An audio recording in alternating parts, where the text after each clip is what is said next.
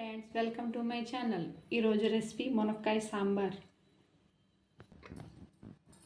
నేను ఒక గ్లాసు కందిపప్పు తీసుకున్నానండి. కడిగి 3 విజిల్స్ కుక్కర్లో పెట్టుకున్నాను.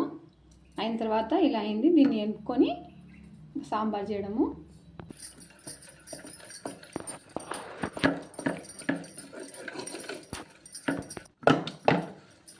పప్పు చూడండి, మొత్తము ఎంపేసాను, మొత్తం మ్యాష్ అయిపోయింది.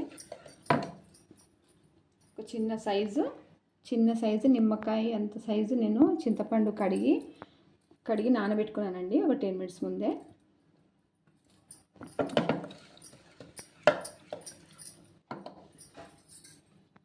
ఇది కందిపప్పు ఉడకబెట్టుకున్నది కట్టు అండి. ఇది కట్టు మరి పప్పు మొత్తము.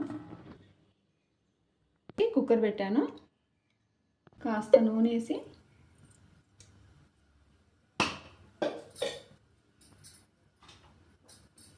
కాస్త నూనె వేడెక్కాక కాస్త ఆవాలు, జీలకర్ర,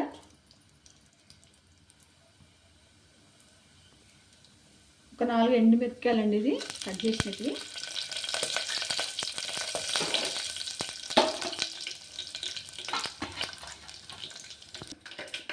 ఇలా తీసుకున్న ఎల్లిపాయలండి, ఇది 4-5 తీసుకున్నాను నేను.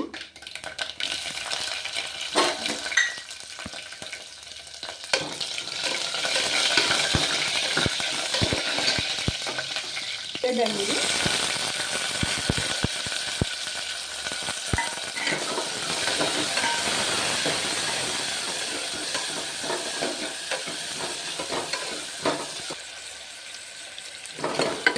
కాస్త వేగాక టమాటా వేస్తున్నాను.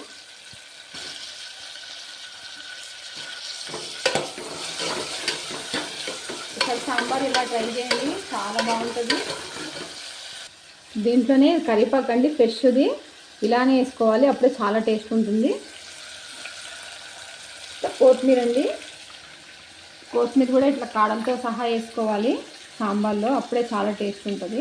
కొత్తిమీర కరివేపాకు మెయిన్ అండి దీనికి.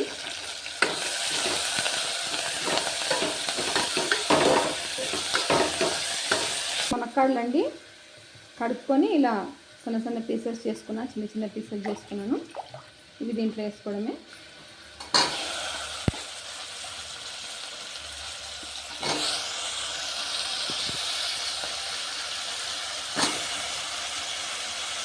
మునక్కాయని దీన్ని బాగా వాడుకోవాలండి. చాలామంది సాంబార్లో పచ్చి వేసేస్తారు, అందువల్ల పచ్చి వాసన ఉంటుంది. ఇప్పుడే కానీ ఇట్లా వాడుకోవాలి మొత్తం మునక్కాయని. సాల్ట్ అండి కాస్త రుచి చూసుకొని వేసుకోండి. వేసుకున్నాను ఎందుకంటే ఎండుమిరపకాయలు వేసుకున్నాం కదా, కారం కూడా చూసి వేసుకోండి. నేను తీసుకొని చేసుకున్నాను. నేను కాస్త ధనియాల పొడి వేస్తున్నానండి, మీరు కావాలంటే ఎక్కువ వేసుకోండి.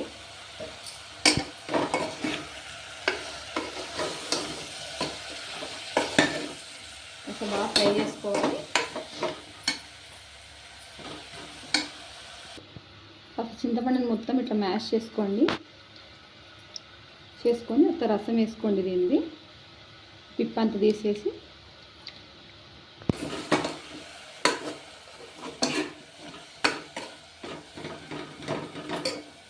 చూడండి, చింతపండు నీళ్ళు వేస్తున్నాను.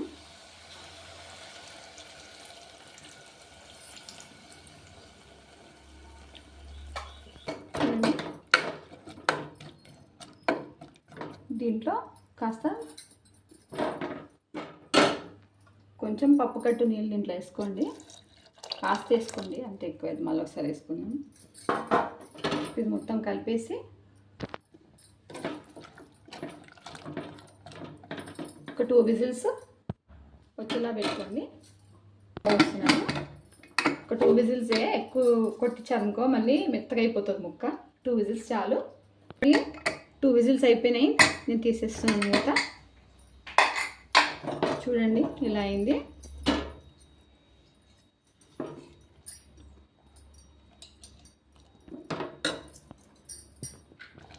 మొత్తం కట్టు దీంట్లో మొత్తం కలిపేసుకోవాలి. కాస్త నీళ్ళు వేసుకొని